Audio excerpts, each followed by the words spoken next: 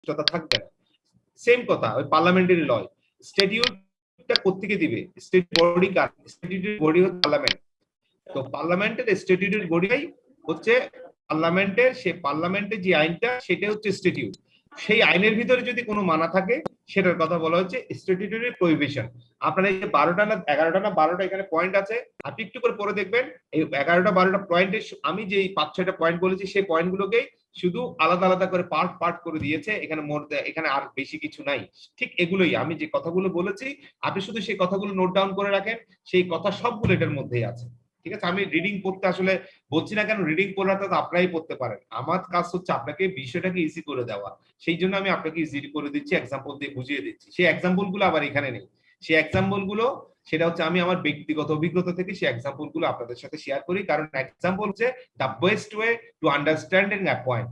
Example হচ্ছে সবচেয়ে ভালো উদাহরণ। এক্সাম্পলটা হচ্ছে যে কোনো জিনিসের এক্সাম্পল সবসময় একটা ভালো বোঝার জন্য খুব সহায়তা করে এবং খুব ভালোভাবে সেটা আপনি গ্রিবে নিতে পারবেন। ঠিক আছে, আচ্ছা এরপরে আমরা যাই, এরপর আমরা আরেকটা প্রিন্সিপালে যাব। এই প্রিন্সিপালটা শেষ, হ্যাঁ এই প্রিন্সিপাল শেষ, আরেকটা প্রিন্সিপালে যাব।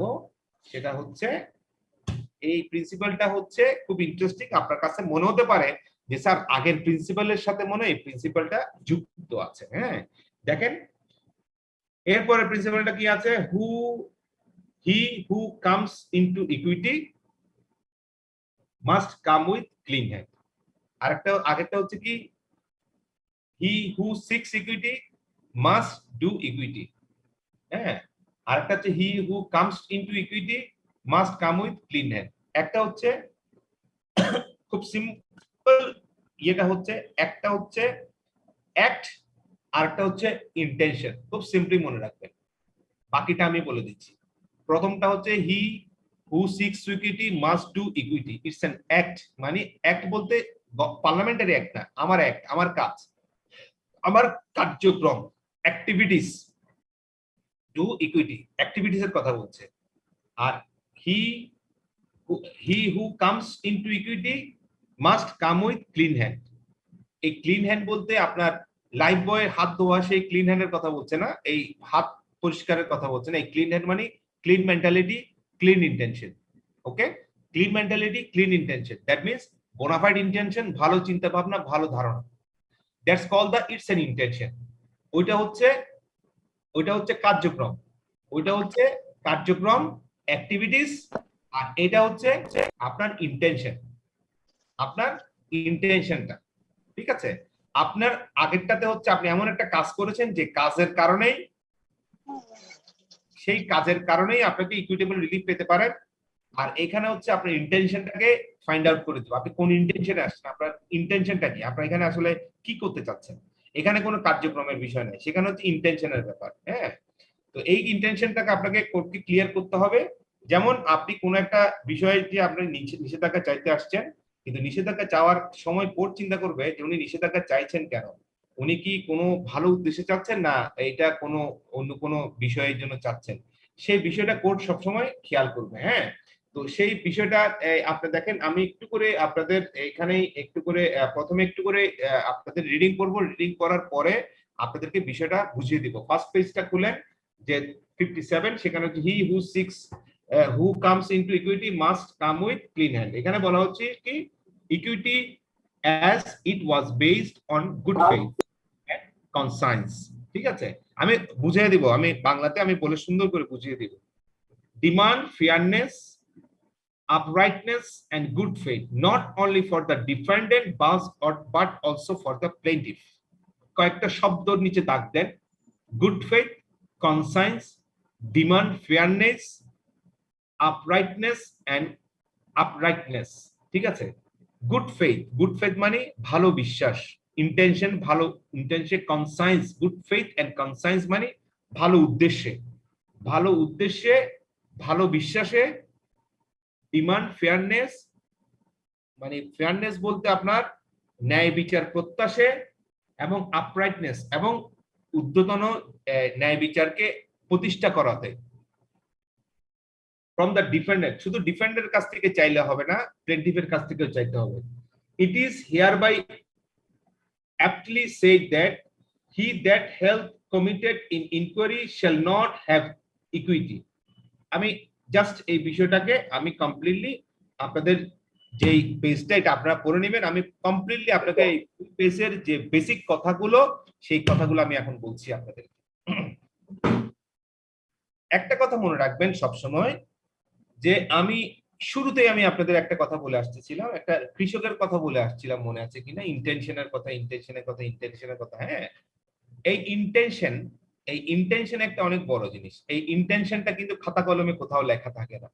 আপনার একটা মানুষের পৃথিবীতে অনেক কিছুই পড়তে পারবেন, আপনি অনেক কিছুই লিখতে পারবেন বা অনেক কিছুই দেখতে পারবেন, কিন্তু একটা মানুষের মন, একটা মানুষের ধারণা, একটা মানুষের চিন্তা, সেটা কিন্তু ওনার সাথে যতক্ষণ কথা বলবেন না, ওনাকে যখন যখন কোনো প্রশ্ন উত্থাপিত করবেন না, ততক্ষণ পর্যন্ত কিন্তু সেটা আপনি বুঝতে পারবেন না। সো ইন্টেনশন এটা একটা অনেক বৃহৎ একটা পরিসর। এইটা কেন করা হচ্ছে? এটা করা হচ্ছে মানুষ আইনের জন্য নয়, আইন মানুষের জন্য। ঠিক আছে, আইন মানুষের জন্য। ঠিক আছে, মানুষ আইনের জন্য নয়। আপনি আইনটাকে মানুষের ব্যবহারে, তাহলে একটা মানুষ যদি কোনো কাজ করে, হ্যাঁ, একটা মানুষ যদি কোনো কাজ করে, সেই কাজটা কতটুকু ইন্টেনশনালি করেছে, যা ইন্টেনশনালি করে নাই, সেই বিষয়টা আপনাকে চিন্তা করতে হবে। আমি সিম্পল একটা এক্সাম্পল দিই। ধরেন আমি একজনের সাথে একটা বায়না করলাম, একটা প্রপার্টির বায়না করেছি, বায়না করলাম, বায়না করে ওনাকে দিয়েছি 30 লক্ষ টাকা, প্রপার্টির দাম 1 কোটি টাকা। এখন আমি ওনার সাথে বায়না করে 30 লক্ষ টাকা দিয়ে আমার সাথে ওনার একটা চুক্তি হলো, কি চুক্তি? যে আগামী 6 মাসের মধ্যে আমি ওনার থেকে প্রপার্টিটা কিনে নিব।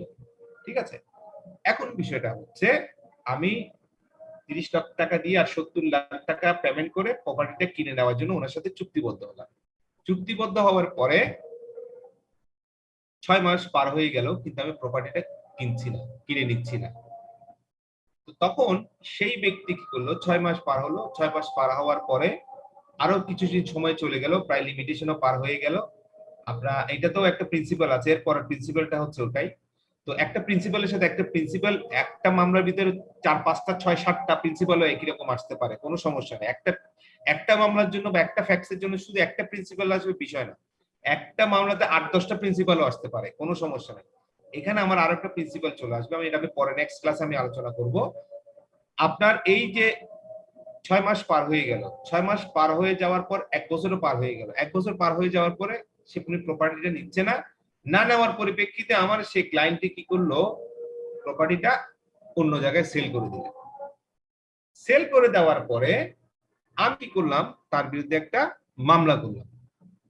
মামলা করে আমি বললাম যে ইওর অনার, আমি যে প্রপার্টিটা কিনতে যাচ্ছি, সেই প্রপার্টিটা বায়না করেছি, এই সেই অনেক কিছু করলাম, অনেক কিছু দেখার পরে আমি যে ব্যক্তির কাছে সেল করেছি, তার কাছে সেল করার পরে তার সেই ব্যক্তির বিরুদ্ধে একটা নিষেধাজ্ঞা চাইলাম।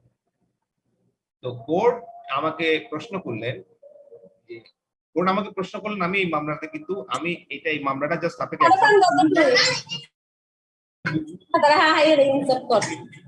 হ্যাঁ, এটাতে আপনার কোনো ইয়ের ব্যাপার না, এটা জাস্ট এক্সাম্পল দিচ্ছি।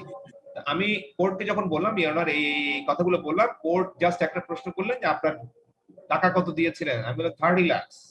আপনার রেজিডিউরি কত ছিল? 70 লাখ। কয়দিনের ভিতর প্রপার্টি নিয়ে বলছেন 6 মান্থস, বা 6 মান্থসের ভিতরে আপনি মামলা করেছেন 3 বছর পরে এসে, 3 বছর পরে এসে মামলা করেছেন। 3 বছর আগের সে প্রপার্টির দামটা 3 বছর পরে কি প্রপার্টির দাম সেম প্রপার্টির দাম আছে? নো, প্রপার্টির সেম দাম নেই।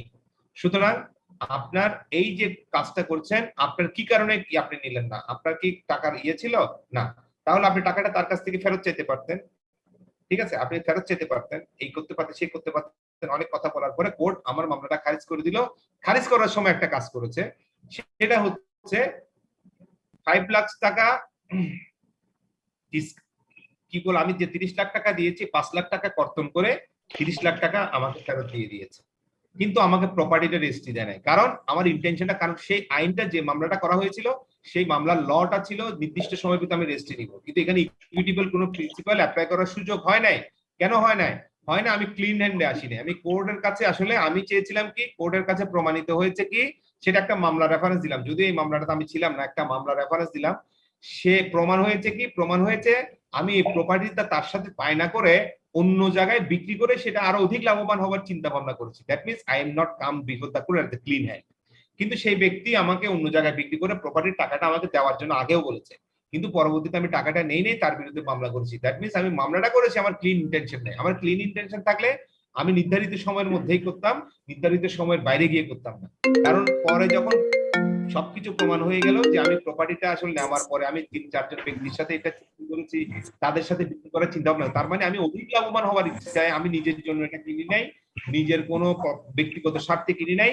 আমি এটা ওই ব্যক্তি থেকে একটা আমার সাথে ছিল শুধু বায়না, তার সাথে আমার কোনো ব্যবসায়িক চুক্তি নাই বা অন্য কোনো চুক্তি নেই। তাহলে বায়না চুক্তিতে যেভাবে আছে ঠিক সেভাবে ফলো করতে হবে, কিন্তু সেই ইন্টেনশন গুলো আমি যথাযথভাবে ফলো করি নাই। তাহলে আমার যে মামলাটা করেছি এটা আমি ক্লিন হ্যান্ডে করি নাই, আমার এখানে আনক্লিন হ্যান্ড ছিল। আনক্লিন হ্যান্ড বলতে আমার ইন্টেনশন ঠিক ছিল না, কারণ আমি এটা বিক্রি করে অধিক লাভবান হওয়ার আশায় এই কাজটা করেছিলাম। তাহলে এই কাজটা যদি করে থাকি তাহলে আমি 3 বছর পরে গিয়ে যে মামলাটা করলাম সেই মামলাটা আমার হবে না, সেই মামলাটাতে কোর্ট ইকুইটেবল কোনো রিলিফ দেবে না। তবে একটা রিলিফ দিতে পারে ইকুইটি, সেটা হচ্ছে আমি যে 30 লাখ টাকা তাকে দিয়েছি সেই 30 লাখ টাকাটা হয়তো আমাকে ফেরত দিতে পারে বা কিছু ড্যামারেজ কর্তন করে দিতে পারে, বা কোনো একটা। আর এমন যদি দেখা যায় যে সেই ব্যক্তি আমার নির্ধারিত সময়ের মধ্যেই সেল করে দিয়েছে, সেক্ষেত্রে কিন্তু সেই স্কোপ নাই। যদি নির্ধারিত 6 মাসের মধ্যে, যদি 6 মাসের বাইরে গিয়ে সেল করে, যে সে আমার জন্য ওয়েট করছে, সে সেল করেছে 2 বছর পরে গিয়ে, আমি 3 বছরের মাথায় গিয়ে মামলা করলাম, তার মানে সে 2 বছর 2 ইয়ার্স আমার জন্য ওয়েট করেছে, এটা তার ক্লিন হ্যান্ড, তার ইন্টেনশন ভালো, সে আমার জন্য 2 বছর ওয়েট করেছে, কিন্তু আমি মামলা করছি 3 বছর পরে এসে, তার মানে আমার ইন্টেনশনের সমস্যা আছে। আর আমার সাক্ষী জারাতে প্রমাণ হয়ে গেছে যে আমার ইন্টেনশনটা ঠিক ছিল না, কারণ আমি ওনার কাছে প্রপার্টিটা এগ্রিমেন্ট করেছি যে আমি পার্ট পার্ট বিভিন্ন ব্যক্তির কাছে বিক্রি করে আরো বেশি লাভবান হওয়ার আশায় সেটা করেছি, কিন্তু ওনার সাথে আমার কোনো বিজনেস চুক্তি হয় নাই, ওনার সাথে আমার চুক্তি হয়েছে শুধু কি বায়নানামা চুক্তি। সুতরাং এই ক্ষেত্রে আমার ইন্টেনশনটা ক্লিয়ার না। যদি এমন হয় সে ব্যক্তি 6 মাসের ভিতর বিক্রি করে দিয়েছে, সেক্ষেত্রে আমি পাবো। কেন পাবো? কারণ 6 মাসের টাইম কন্ট্রাকচুয়াল পিরিয়ডটা আছে, আমি মামলা করেছি কন্ট্রাকচুয়াল পিরিয়ডের বাইরে গিয়ে। এই কারণে আমার মামলাটাতে আমি ওই রিলিফটা পাবো না যেটা চাইছি। ক্লিন হ্যান্ডে যেহেতু আসি নাই, সেই রিলিফটা পাবো না। হ্যাঁ, কোর্ট চাইলে আমাকে সেই 30 লাখ টাকা ফেরত দেওয়ার কথা বলতে পারেন, যদি হয়, যদি কোনো কারণে 3 বছরে যদি কোনো ক্ষতিগ্রস্ত হয়, তাহলে সেই ক্ষতিগ্রস্তটা কর্তন করে আমাকে ফেরত দেওয়ার জন্য টাকা বলার একটা সুযোগ কোর্টে আছে। দ্যাট মিনস আমার টাকাটা আমাকে ফেরত দেওয়ার জন্য একটা অর্ডার দিতে পারে। জাস্ট এই কথাগুলো এখানে আছে, একটা এক্সাম্পল দিয়ে আপনাদেরকে বুঝিয়ে দিলাম। তো সেই বুঝিয়ে দেওয়ার জায়গাটাতে আপনার ওই বিষয়টাও মনে রাখতে হবে যে এখানে যখন এই ইমপ্লিমেন্ট হবে, এখানে খুব ফেয়ারনেস এর কথা বলা হচ্ছে, এখানে গুড ফেথের কথা বলা হচ্ছে, এখানে আপরাইট জাস্টিসের কথা বলা হচ্ছে, এখানে গুড কনসেন্সের কথা বলা হচ্ছে, এখানে অনেস্টির কথা বলা হচ্ছে। ঠিক আছে, এখানে মেলা বোনাফাইড ইন্টেনশনের কথা বলা হচ্ছে। ঠিক আছে, কি কি বলেছি? গুড ফেথের কথা বলেছি, গুড ইন্টেনশনের কথা বলেছি, আপরাইট স্ট্যাটাসের কথা বলেছি। আপরাইট স্ট্যাটাস মানে উপর দিকে, আইনকে উপর দিকে নিয়ে যাওয়া। জাস্টিসের কথা বলেছি, তারপরে কি বলেছি? তারপর কথা বলছি গুড ইন্টেনশনের কথা বলেছি। ঠিক আছে, এই ইন্টেনশন গুলোই এখানে সুন্দর করে অ্যানালাইসিস করে বলা আছে। ঠিক আছে, এখন আমি আপনাদেরকে একটা মামলার রেফারেন্স দিব। এই অ্যানালাইসিস গুলো আপনারা যখন একটু পড়বেন, অ্যাপ্লিকেশনের জায়গাটা পড়বেন, এখানে বিভিন্ন রকমের মামলার রেফারেন্স আছে। পুরোপুরি মিলে যাবে, কন্ডাক্টের কথা আসবে, ইন্টেনশনের কথা আসবে, ফেয়ারনেসের কথা আসবে, সবগুলো এখানে আসবে। কিন্তু আমি যে কথাগুলো বুঝছি, ছোট ছোট করে নোট ডাউন করে রাখেন, ছোট ছোট নোট ডাউন করে রাখেন, সেই নোট ডাউন থেকে এখানে আপনার অনেক কিছু চলে আসবে। এটা আপনাদের কোনো মুখস্থ করে লেখার বিষয় না, এগুলো যখন আপনারা বুঝবেন খুব সুন্দরভাবে আপনারা লিখতে পারবেন। আর প্রতিটা বিষয়ের সাথে একটা এক্সাম্পল দিয়ে দেবেন, এক্সাম্পল দিলে সবসময় সেই বিষয়গুলো ভালো হয়। হ্যাঁ, আমি একটা মামলার রেফারেন্স এখানে আপনাদের সেকেন্ড পেজে দিয়েছি, 58 এ একটা মামলার রেফারেন্স আছে, সেটা হচ্ছে 20 আপনার একটা মামলা, সেই মামলাটা হচ্ছে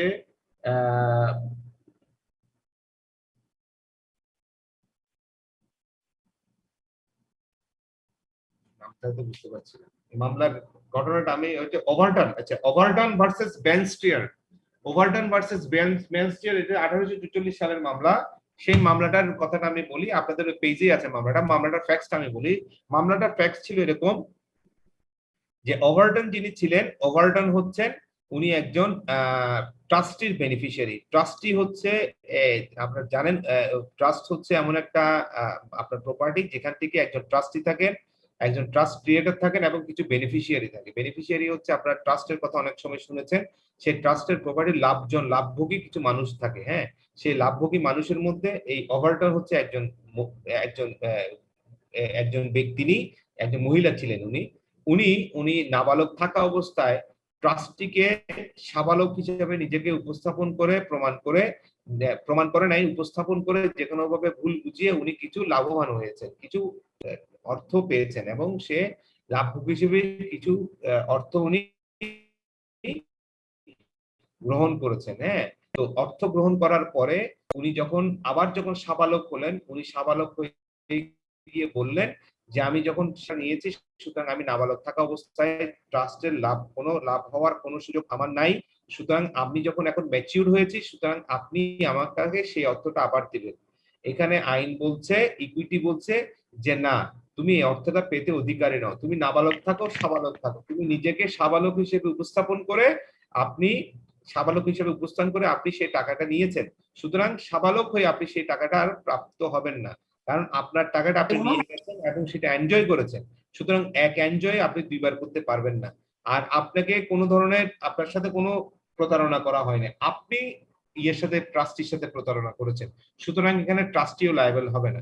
আপনি ইম্যাচিউরড অবস্থায় যে প্রতারণা করেছেন, মানে আপনি নাবালিকা অবস্থায় যে প্রতারণাটা করেছেন, সাবালিকা হওয়ার পরেও আপনাকে সেই বেনিফিটটা আপনি পাওয়ার কোনো সুযোগ নেই, সেটা এই মামলাতে বলা হচ্ছে। তাহলে আমরা কি বুঝলাম? আমরা বুঝলাম যে মৌন সম্মতি যেটা আছে, কনসেন্টের ব্যাপারটা, সেটা হচ্ছে সকল প্রিন্সিপালের ক্ষেত্রে একটা অ্যাপ্লিকেবল। দেখবেন, খেয়াল রাখবেন যে মৌন সম্মতি একবার যদি কনসেন্টটা দিয়ে দেন, বা একবার যদি বলে ফেলেন, বা আমি যদি একবার সম্মতিটা দিয়ে দেন, সে সম্মতিটা উল্টাবার সুযোগ না। আপনি যে পরিমাণ সম্মতি দিয়েছেন সেই পরিমাণ সম্মতি। আবার সম্মতির বাইরে গিয়ে যদি কোনো কাজ করে, সেটা তো অবশ্যই উল্টাবার সুযোগ আছে। আপনার যে পরিমাণ সম্মতি দিয়েছেন সেই পরিমাণ সম্মতি একবার দিয়ে পরবর্তীতে সেটা আবার করার সুযোগ নেই। এই মামলাটাতে আপনার প্রতারণার বিষয় জড়িত ছিল। এই মামলাটাতে সেই মহিলা প্রতারণামূলক ভাবে কি করেছেন? প্রতারণামূলক ভাবে সেই মহিলা অর্থ আত্মসাৎ করেছেন। কার থেকে করেছেন? ট্রাস্টি থেকে নিয়েছেন। সুতরাং ট্রাস্টি থেকে যদি প্রতারণামূলক ভাবে নিয়ে থাকেন, সেভাবে আপনার করতে পারবেন না। আচ্ছা, আপনি একটু লাইনে থাকেন, তো আমার একটা কল আসতেছে অনেকক্ষণ থেকে, দেখি কোনো প্রবলেম কিনা একটু।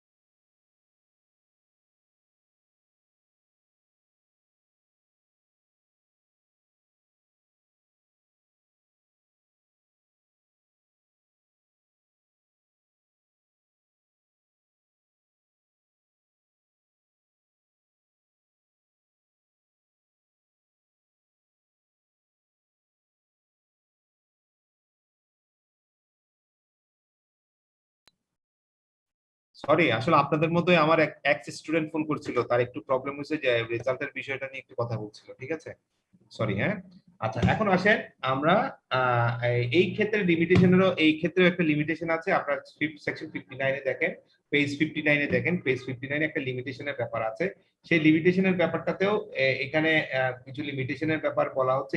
এই লিমিটেশনের ব্যাপারেও ওই কন্ডাক্টের কথা, তারপরে এই সব জাস্ট ওই কথাগুলো বলা হচ্ছে। আপনার ইন্টেনশনের কথা, কন্ডাক্টের কথা, তারপর আপনার ওই যে আপনার যে ফ্রডুলেন্টের কথা, এগুলো সব বলা আছে। এখানে দেখেন যে কথাটা বলছে, while applying the maxim it is pointed out before, general or total conduct of the plaintiff is not to be considered. His general conduct may not be satisfactory or praiseworthy. but if that has nothing to do with the matter of the suit of it has no immediate and necessary connection with the equity suit for, the court should not take into account it words equity does not demand that situation shall have the blameless leaves। ব্যাপারটা হচ্ছে এখানে fully একটা কন্ডাক্টের কথা বলা হচ্ছে। হ্যাঁ, এখানে কোনো বিষয়ের কথা বলা হচ্ছে না, ওনার বিহেভিয়ার, ওনার ইন্টেনশন, এই কন্ডাক্টের কথা বলা হচ্ছে। মানে লিমিটেশন করতে গিয়ে দেখবেন কমন লিমিটেশন সবগুলো চলে আসবে। আর আমি একটু আগে যে equity he who seeks equity must do equity যে ইন্টেনশন গুলোর কথা বলেছিলাম, সেই ইন্টেনশন গুলো কিন্তু, সেই লিমিটেশন গুলো কিন্তু এখানেও অ্যাপ্লিকেবল হবে। এই লিমিটেশন গুলো হচ্ছে কমন লিমিটেশন। হ্যাঁ, ওই কমন লিমিটেশন গুলোকে বিভিন্ন কন্টাক্ট কিছু জায়গায় যুক্ত করা হয়, ইন্টেনশন গুলো যুক্ত করা হয়, কিছু জায়গায় কন্টাক্ট গুলো যুক্ত করা হয়। সেই যুক্ত করা হলেও সেই বরঞ্চ বেশি হবে, কারণ স্ট্যাটিউটরি ল বলেন, আপনার পাবলিক ইন্টারেস্ট বলেন, এগুলোর বিরুদ্ধে ইকুইটির 12টা প্রিন্সিপালের কোনোটাই আপনার অ্যাপ্লিকেবল হবে না। ঠিক আছে, এটা মনে রাখবেন, এটা কখনোই এটা হবে না, কারণ এই প্রিন্সিপাল লিমিটেশন গুলো সব জায়গাতে আছে। এই জন্য রিপিটেশন আমি যাব না। সেই 5টা প্রিন্সিপাল, যে 5-6টা প্রিন্সিপাল যেগুলো একটু আগে বললাম, সেগুলোর লিমিটেশন গুলো বললাম, সেই লিমিটেশন গুলো লিখে রাখবেন। সেই লিমিটেশন যখন লিখে রাখবেন, সেই লিমিটেশনের সাথে যখন অন্যগুলো পড়াবো, তখন দেখবেন মিলাই মিলাই দেখবেন যে সেই লিমিটেশনের সাথে অন্যগুলো লিমিটেশন একই রকম। কারণ equity is not an a creative law. Equity হচ্ছে এটা কেউ ক্রিয়েট করে নাই, এটা হচ্ছে জাস্ট একটা ইন্টেনশনাল থেকে একটা, এটা আপনার একটা গুড সায়েন্স থেকে একটা আসছে। হ্যাঁ, জাস্টিস এনশিওর করার জন্য এটা আসছে। এটা কোনো পার্লামেন্ট থেকে ক্রিয়েট হয় নাই, কোনো আইনসভা থেকে ক্রিয়েট হয় নাই। হ্যাঁ, এটা হচ্ছে মানুষের গুড সায়েন্স থেকে, গুড ফেথ থেকে, গুড ইন্টেনশন থেকে, জাস্ট আপনার একটা উন্নত ধরনের একটা ডেভেলপমেন্ট থেকে, নলেজেবল থিঙ্কিং থেকে, ডেভেলপমেন্ট নলেজেবল থিঙ্কিং থেকে এই ইকুইটিটার উৎপত্তি হয়েছে। এই কারণে ইকুইটির চিন্তাটা, ইকুইটির ধারণাটা কিন্তু অনেক বিস্তৃত। এটাকে কিন্তু কোনো ফ্রেমওয়ার্কের ভিতরে আপনি বাধা রাখতে পারবেন না। এটার ধারণাটা অনেক বেশি বৃহৎ। এই যে বললাম একটু আগে, প্লেন্টিফ নিচের আদালতে জিতলো, সরকারি জজ আদালতে জিতলো, আপিলে জিতলো, হাইকোর্টে জিতলো, অ্যাপিলেট ডিভিশনে গিয়ে কি হলো, সবগুলোতে প্লেন্টিফ হেরে গেল। তিনটা জাজমেন্ট উইথহেল্ড করে দিয়ে ডিফেন্ডেন্টের পক্ষে জাজমেন্ট দিল। তাহলে কি হলো, তাহলে এখানে কিন্তু কমপ্লিটলি মামলাটা হচ্ছে ইকুইটেবল ল এর মামলা, recovery of first position with declaration of title. ঠিক আছে, ফুললি একটা ল এর সাথে ইকুইটেবল। এটা হচ্ছে স্পেসিফিক রিলিফ একটা সেকশন 8। আমি যেদিন পড়াবো সেকশন, আমি এটার ইকুইটির পর আমি স্পেসিফিক রিলিফ একটাই যাব আপনাদের। ট্রাস্ট পড়াবো পরে, যেহেতু ইকুইটির সাথে রিলেভেন্ট ওটা, আমি সেটাই পড়াবো। এটা সেকশন 8 এর মামলা। তাহলে সেকশন 8 এ নিচের আদালত ইকুইটি বললো প্লেন্টিফের ব্যাপারে, ডিফেন্ডার ওইখানে বললো প্লেন্টিফের ব্যাপারে, হাইকোর্টে বললো প্লেন্টিফের ব্যাপারে, অ্যাপিলেট ডিভিশনে গিয়ে বলছে যে না, এটা প্লেন্টিফের ব্যাপারে না, এটা ডিফেন্ডারের ব্যাপারে। দ্যাট মিন্স ইন্টারপ্রিটেশন হচ্ছে অনেক বড় জিনিস। হ্যাঁ, এগুলো চেঞ্জ হতে পারে। আপনারা দেখেন অনেক মামলার জাজমেন্ট দেয় হাইকোর্ট পর্যন্ত গিয়ে, আবার অ্যাপিলেট ডিভিশনে স্টে করে দেয়। কারণ কি, ব্যাপারটা হচ্ছে এই স্টে করার কারণ আপনার মনে আসতে পারে যে ল তো সব একই, তাহলে করতেছে কেন স্টে? এই যে ইকুইটেবল প্রিন্সিপাল, ইকুইটির উপর বেস করে, ইকুইটির ধারণার উপর বেস করে, ইকুইটির ইলাবোরেশনের উপর বেস করে এই জিনিসগুলো চিন্তা ভাবনা করা হয়।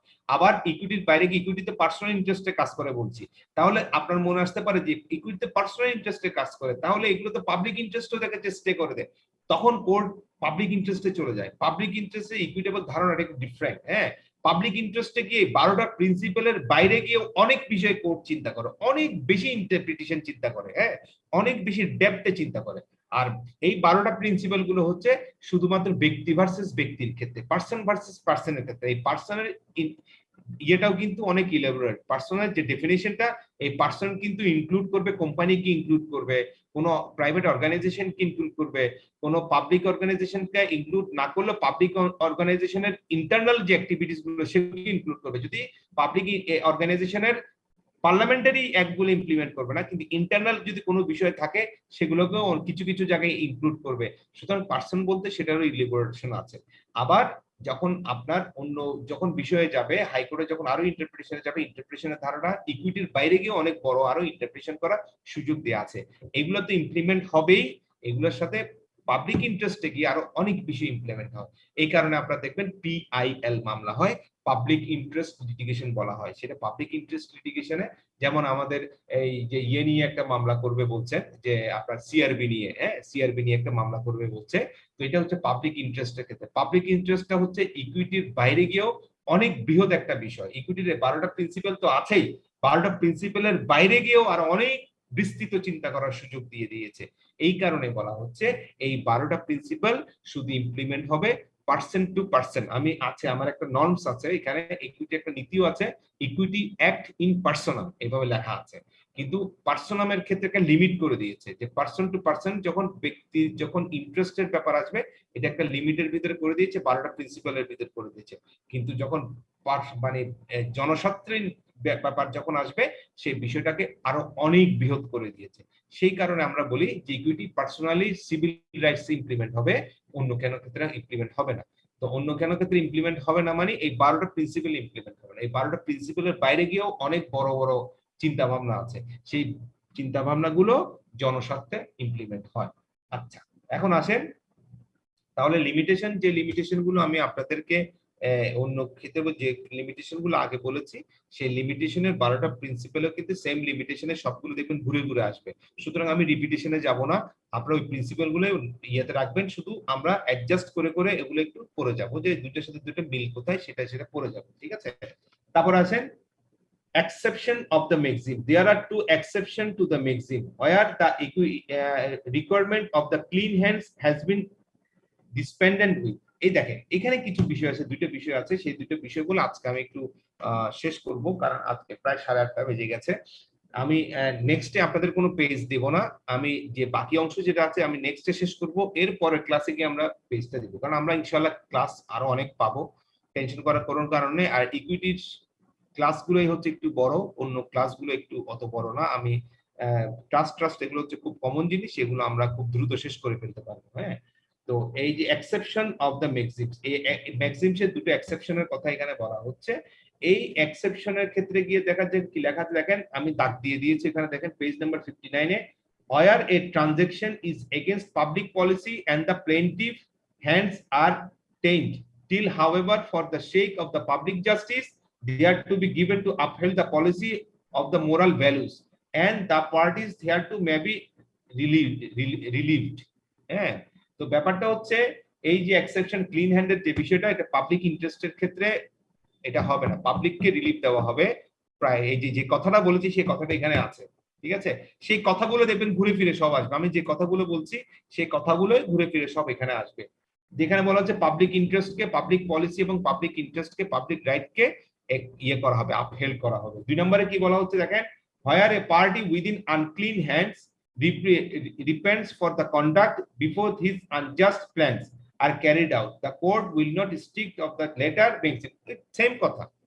হ্যাঁ, আনক্লিন হ্যান্ড মানে ইন্টেনশনটা ওনার যদি ঠিক না হয়, কোর্ট যদি দেখে মামলা খুলে যদি দেখে যে there is the intention is not good, not at all good, that time court will release the matter. আমি যে কথাগুলো বলছি সেই কথাগুলো দেখবেন এখানের ভিতরে চলে আসবে, সুতরাং অডিট হবে না। আপনাকে 59 পেজ পর্যন্ত আমি পড়িয়েছি, যে আমি এখানে দিয়েছি আপনারা দেখবেন যে আপনার ইকুইটির ম্যাক্সিমস এর ইয়ে পর্যন্ত আছে এখানে, he who seeks equity must come with clean hand, এ মাস্ট কাম উইথ ক্লিন হ্যান্ডের 59 পর্যন্ত পড়িয়েছি, এবং এখানে 59 পর্যন্ত পরে লিমিটেশন পর্যন্ত আমি পড়েছি। আপনারা জাস্ট একটু ছোট্ট করে একবার চোখ বুলে রিডিং করে যাবেন, দেখবেন আমার যে কথাগুলো আপনারা আজকে যারা মনোযোগ দিয়ে শুনেছেন আমার এই কথাগুলো আপনাদের কানে বাড়ি খাবে। হ্যাঁ স্যার এই কথাটা বলেছে, স্যার এই কথাটা বলেছে, এই কথাটা এইভাবে আছে। হ্যাঁ, তো হয়তো সেন্টেন্সের গঠনটা একটু কঠিন হতে পারে একটু, যেহেতু ইন্ডিয়ান বই, এক ভালো রাইটার বি এম গান্ধী, উনি একজন ইয়ে ছিলেন, উনি সম্ভবত একজন অনেক বড় জাস্টিস ছিলেন সম্ভবত, আমি একটু দেখে বলি।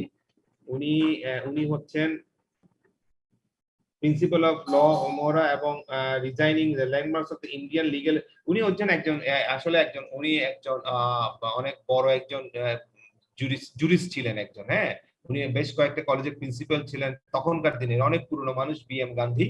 তো ওনার বইয়ের ভাষাগুলো ইন্ডিয়ান ইংলিশের ল্যাঙ্গুয়েজটা একটু হয়তো ক্রিটিক্যাল হতে পারে, বাট আপনার আমি যে কথাগুলো বলেছি আশা করি একটা লাইন যদি বুঝতে সমস্যা হয় তাহলে আবার পড়বেন, দেখবেন আমার এই কথাগুলো আপনাদের কানে বাড়ি খাবে।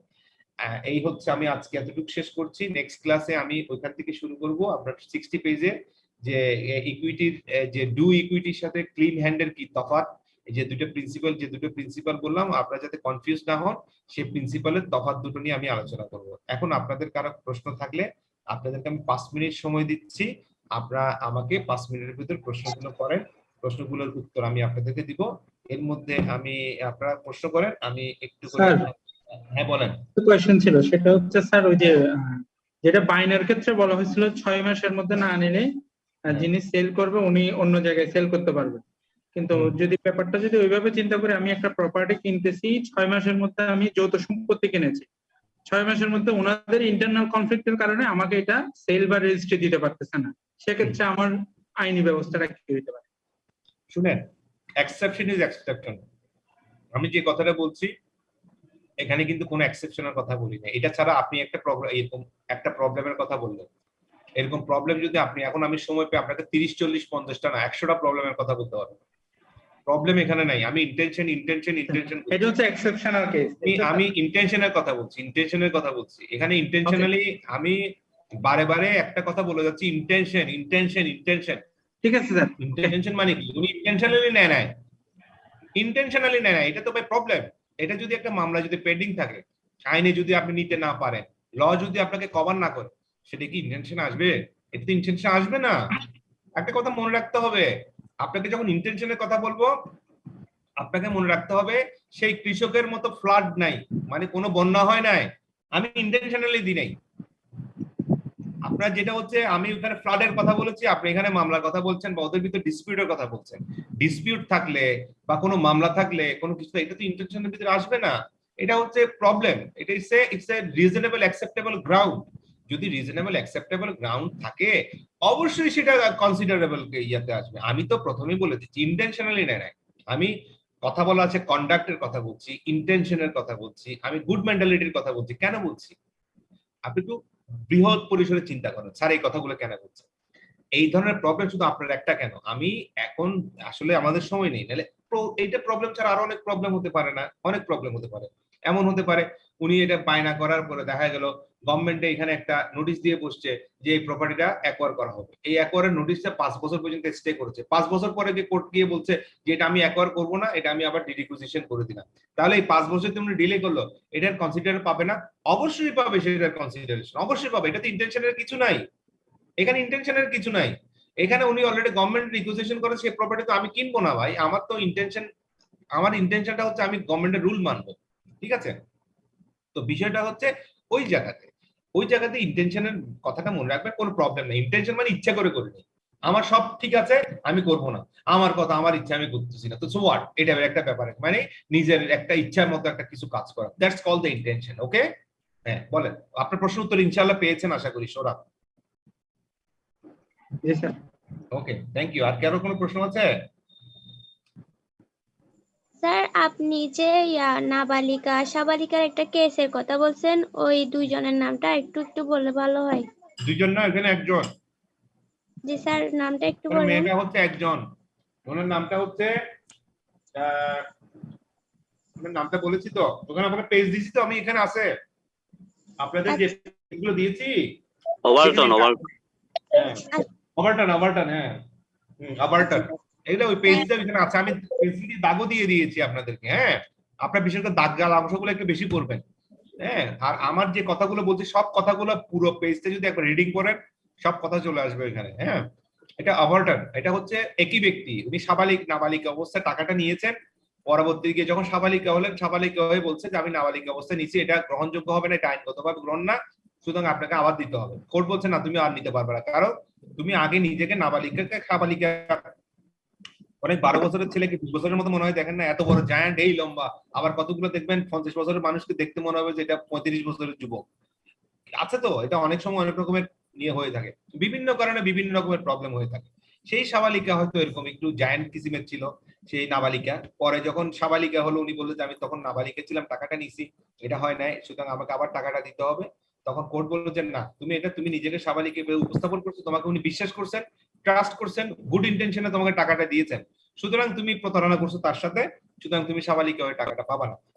ব্যক্তি নিয়ে একজন, উনি একবার নাবালিকা ছিল, আবার পরবর্তীতে সাবালিকা ওই ক্লেম করেছে। ওই মামলার ওইখানে সুন্দর করে ছোট্ট করে লেখা আছে, পড়লে বিষয়টা আমার মামলা যে কথাটা বলছি সেই কথাটা ছোট্ট করে এখানে মামলা আকারে লেখা আছে। আমি আরেকটু ইলেবোরেটলি আরেকটা বই থেকে পড়েছি এই মামলার ঘটনা, এই কারণে আমি আপনাকে আরো সুন্দর করে বলতে পারলাম। ঠিক আছে, বলেন। ওভারটন ওনার নাম। স্যার ওই যে সিআরবির বিষয়টা নিয়ে কি মামলা করা যাবে?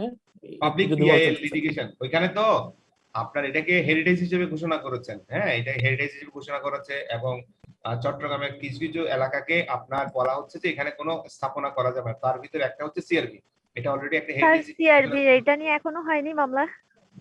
এটা নিয়ে এটা মনে সলিউশন হয়ে যাবে, মামলা করার হয়তো প্রয়োজন হবে না। হ্যাঁ স্যার মামলাটা করলে সেটা কি হাইকোর্টে করা লাগবে নাকি জেলা হাইকোর্টে করবে, কোনটাতে যাওয়া লাগবে স্যার? হাইকোর্টে করবে। অলরেডি নিজের আদালতে চুক্তি বাতিলের জন্য একটা মামলা করেছেন, কিন্তু ওই মামলাটা চলবে না আসলে। বেসিক্যালি উনি করেছেন, উনি আসলে আমার সাথে ওই যিনি করেছেন উনি দুদকের আইনজীবী, উনি সিভিল মামলা করার সময় আমার সাথে পরামর্শ করেন, কিন্তু এই মামলাটাতে লকডাউনের কারণে উনি আমার সাথে পরামর্শ করতে পারেন না। আমার সাথে পরামর্শ করলে আমি মানা করতাম। আমি হাইকোর্টে কথা বলেছি, অনেকের সাথে কথা বলেছি, এটা ওনারা পাবলিক ইন্টারেস্ট লিটিগেশন করবে। তবে এটা আমার মনে হচ্ছে, আমার বিশ্বাস এটা আমাদের মাননীয় প্রধানমন্ত্রী ইন্টারফেয়ার করছেন এটাতে, উনি এটা মানে স্টপ করে দেওয়ার সমূহ স্যার, সম্ভাবনা আছে। হ্যাঁ আপনি এই মামলা করতে নিষেধ করবেন যে? কোনটা? এই যে সিআরবি এটা অবশ্যই মামলা করবে, মামলা করার প্রয়োজন হবে না বলছি, এটা ও বলতে নাও আচ্ছা হতে স্যার পারে। এটা ঠিক আছে স্যার। এটা বলছি, শুনেন এটা করাও এটা শুনেন আমার কথা শুনেন। জি স্যার। সিআরবি তে হসপিটাল হ্যাঁ আমি 100% 110% এটার বিরোধী। হসপিটাল হতে আচ্ছা। পারবে না, কিন্তু বিষয়টা হচ্ছে এখানে কিছু মানুষ থাকে যেগুলো ভুল বুঝিয়ে স্যার। কিছু বিষয়কে মানে জি স্যার। ওভাররুল করে চলে যেতে চায়। হ্যাঁ সেটা হচ্ছে আমাদের, যেহেতু আমার দেশে একজন প্রধানমন্ত্রী আছেন, মামলা করার পরে সেই মামলা তো সব সমস্যার সমাধান না। যদি সব না, প্রধানমন্ত্রী ইন্টারফেয়ার করে, যদি প্রধানমন্ত্রী জি, স্যার। ইন্টারফেয়ার যদি এটা যদি বলেন যে এখানে সিআরবি তে করা হবে না, এটা আমি ক্যান্সেল করলাম, প্রধানমন্ত্রী চাইলে সবকিছু করতে পারেন। এখন স্যার আমার এখানে বিশ্বাস উদ্যোক্তা যারা, ওনারা দেখা যাচ্ছে ফাইলটাই থেকে গেল হাইকোর্টে, এরপর হচ্ছে ওনারাই বিনাশ হয়ে গেল ফাইনালি দেখা যাচ্ছে। না ওগুলো আছে এগুলো আসলে আপেক্ষিক ব্যাপার, বুঝছেন? ঠিক আছে এগুলো স্যার, আসলে- অন্য টপিক চলে যাচ্ছে। আচ্ছা আপনাদের আর কোনো প্রশ্ন আছে কিনা বলেন। স্যার একটু টপিকের বাইরে স্যার একটা প্রশ্ন আছে স্যার। টপিকের বাইরে বেশি কঠিন প্রশ্ন হলে আমি স্যার, উত্তর দিতে পারবো না। আমি স্যার একটু স্যার পারবেন স্যার? ওই যে জেলা আমার খবর পর্যায়ে না স্যার বললে আমি ব্যাঙের ছাতার বুঝবো মতন কিভাবে? আইফি বিভিন্ন চ্যানেলগুলো আছে না স্যার? একজন করেন, একজন ঠিক আছে স্যার, স্যার আমি আজকের বলি মতো একজন করেন। স্যার একটা চ্যানেল সেটা মানে সরকারি রেজিস্ট্রেশন ভুক্ত কিনা এটা কিভাবে মানে স্যার অনলাইনে যাচাই করতে পারবো স্যার একটু জানা থাকলে? বুঝি নাই কি বলছেন? স্যার মানে কোন একটা মানে সাংবাদিক আসলে একটা চ্যানেল নিয়ে আর কি, মানে লাইক আমি এটা পরিচিত না, জেলা পর্যায়ে ব্যাঙের ছাতার মতন বিভিন্ন আছে না, বিভিন্ন চ্যানেল করছে ওরা। হ্যাঁ তো এখন এটা সরকারি মানে রেজিস্ট্রেশন আছে কিনা এটা যাচাই করার জন্য আর কি। তবে আমি জানি না, বেসিক্যালি এটা আমার জানা নাই উত্তরটা। এটা আপনি তথ্য অধিদপ্তরে খবর নিতে হবে, তথ্য অধিদপ্তরে। কি একটা মহিলা একটা প্রতারণা করলো না একটা চ্যানেল নিয়ে স্যার, ওইটার আলোকে জিজ্ঞেস করতেছি আর কি স্যার। না ওইটা আসলে ব্যাপারটা হচ্ছে এটা অনলাইনে, আপনি অনলাইনে হয়তো ক্লিক করলে রেজিস্টার্ড পত্রিকা হতে ইয়ে করলে এখন অনলাইনে সব ইনফরমেশন পাওয়া যায়। আপনারা জানেন এই তথ্য প্রযুক্তিতে অনেক দূর আগায় গেছে, ইনফরমেশন গুলো আপনারা হয়তো পাবেন, সেই তথ্য মন্ত্রণালয়ে যদি আপনি ক্লিক করেন হয়তো বা পেয়ে যাবেন। হ্যাঁ তো এটা ওখানে পাওয়া যাবে আচ্ছা আশা করি। আর এটা আপনার এই বিষয়টা আসলে ফুললি আমি আপনাকে কোনো ইয়ে দিতে পারছি না, তবে আমার ধারণা এখন অনলাইনে সব পাওয়া যায়। আমার যা দরকার আমি আগে অনলাইনে দেখি, দেখার পর যদি না পাই তখন আমি অন্য কিভাবে এটা ইয়ে করি আর কি। হ্যাঁ আর আপনার এমন কিছু বিষয় আছে, এমন কিছু ইনফরমেশন আপনি নিতে পারবেন, সেটা আপনার যেমন এখন 999 কল দিলে বিপদের কোনো ইয়ে হলে সেটা আসে, 333 ফোন দেওয়া, 111 ফোন দেওয়া, সরকারি তথ্যর বিবর আছে, তো সেটা আপনারা হয়তো ওইখানে জানতে পারবেন। হ্যাঁ এটা আমি আর বলতে পারবো না। ওকে আজকে এতটুকু রাখি তাহলে। ওকে স্যার, আসসালামু আলাইকুম। আসসালামু আলাইকুম। আসসালামু আলাইকুম স্যার। আসসালামু আলাইকুম। ওয়ালাইকুম